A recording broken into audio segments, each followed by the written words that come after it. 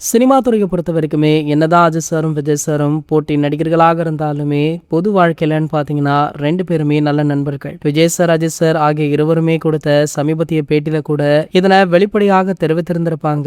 Code திரைப்படத்துல கூட அஜித் சாருடைய ரெஃபரன்ஸ் வசனங்கள் இருக்கும். அதே போல விஜய் சார் முதலமைச்சரானதுமே முதல் வாழ்த்து அஜித் சாரிடமிருந்து தான் வந்தது அப்படின்னு ஏகே அவர்களே ஒரு சில பேட்டிகள்ல வெளிப்படையாக சொல்லியிருந்தாரு. ஸோ ஆகையால ரசிகர்களுடைய சண்டை தற்போது அடங்கிவிட்டது அப்படின்னு கூட சொல்லலாம். இந்த நிலையில பாத்தீங்கன்னா நடிகர் அஜித்குமார் அவர்கள் முதலமைச்சர் விஜய் அவர்களை சற்று முன்னர் நேரில் சந்தித்ததாக சொல்லப்படுது. அதுவும் அவருடைய இல்லத்துல அப்படின்ற தகவல் வைரலுமே ஆகிட்டு இருக்கு. சோ ஏகே அவர்கள் திடீரென முதலமைச்சர் விஜய் அவர்களை சந்திக்க என்ன காரணம், இவ்வளவு நாட்கள் மீட் பண்ணாமல் இப்பயும் மீட் பண்றார் அப்படின்னு பல கேள்விகளுமே சோசியல் மீடியாக்கள்ல உலா வந்தது. இந்த நிலையில பாத்தீங்கன்னா திமுக ஆட்சியில இருக்கும் போதே தமிழகத்துல மோட்டார் ஸ்போர்ட்ஸ் ரேசிங்க இன்னும் அதிகப்படுத்தணும், அதற்கான அவேர்னஸ் கிரியேட் பண்ணணும் அப்படின்னு ஏகே அவர்கள் சொல்லியிருந்தார்.